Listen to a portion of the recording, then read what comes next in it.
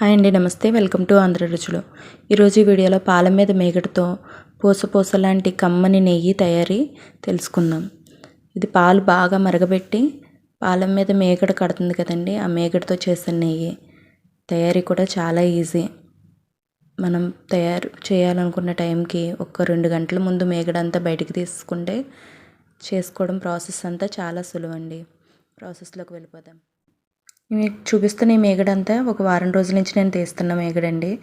పాలు బాగా మరగబెట్టుకొని చల్లారిన తర్వాత 2 గంటల పాటు ఫ్రిడ్జ్లో పెట్టుకొని అప్పుడు పైకి తొరక కడుతుంది కదండి మేగడ, ఆ మేగడంతా తీసి ఓ బాక్స్లో స్టోర్ చేసుకుంటే అప్పుడు ఒకసారి మనకి ఒక బాక్స్ అయిన తర్వాత మేగడంతా తీసుకుని ఇలా మిక్సీ పట్టుకోవాలి. మనం చేస్తామనుకున్న రోజున ఒక 2 గంటల ముందు మేగడంతా బయట తీసుకుని ఉంచేసుకుంటే కూలింగ్ తగ్గుద్ది. కూలింగ్ తగ్గిన తర్వాత ముందు మేగడంతా మిక్సీ గిన్నెలో వేసుకొని మిక్సీ పట్టేసుకోవాలి. మిక్సీ పట్టుకున్న తర్వాత అప్పుడు ఐస్ ముక్కలు వేసుకొని కొంచెం ఒక హాఫ్ గ్లాస్ వాటర్ వేసుకొని మళ్ళీ మిక్స్ చేయాలి. మళ్ళీ మిక్స్ చేసిన తర్వాత అప్పుడు పైకి వెన్నంతా తేరుతుంది. అలా తేరిన వెన్నంతా శుభ్రంగా కడిగి 2-3 సార్లు అప్పుడు ప్యాన్లోకి వేసుకొని హీట్ చేసుకోవాలి. కడక్కోకుండా డైరెక్ట్గా మేగడ వేసేస్తే కనుక వెన్న అది అడుగున అదొక రకంగా గస్ కింద వచ్చేస్తుందండి. అలా చేయకూడదు. అందుకే ఎప్పుడైనా సరే ఇలాగా మిక్సీ పట్టిన వెన్నని 2-3 సార్లు శుభ్రంగా కడుక్కొని అప్పుడు స్టవ్ మీద ప్యాన్ పెట్టుకొని ప్యాన్లో వేసుకొని హీట్ చేసుకోవాలండి. ఇలా పొయ్యి మీద పెట్టగానే చూడండి నూనె ఎలా సెపరేట్ అయిపోతుందో, నెయ్యి సెపరేట్ అయిపోతుంది చూడండి. ఎక్కువ టైం కూడా పట్టదండి, ఒక 5 మినిట్స్లోనే మొత్తం అయిపోతుంది.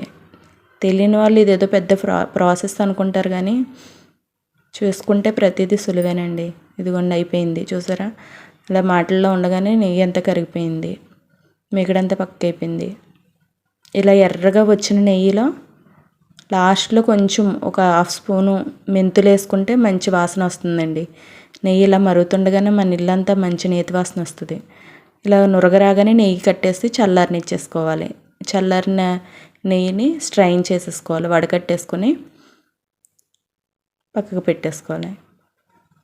బయట నెయ్యి కంటే మనం ఇంట్లోనే స్వయంగా మన చేతితో మనం తయారు చేసుకుంటేనే ఎటువంటి కల్తీ లేకుండా తయారు చేసుకోవచ్చు. పిల్లలకి, పెద్దోళ్ళకి అందరికీ ఎంతో ఆరోగ్యకరంగా ఉంటుందండి నెయ్యి. ఇప్పుడు ఈ నెయ్యిని అంతా వడకట్టేసుకుని ఇలా పక్కన పెట్టు.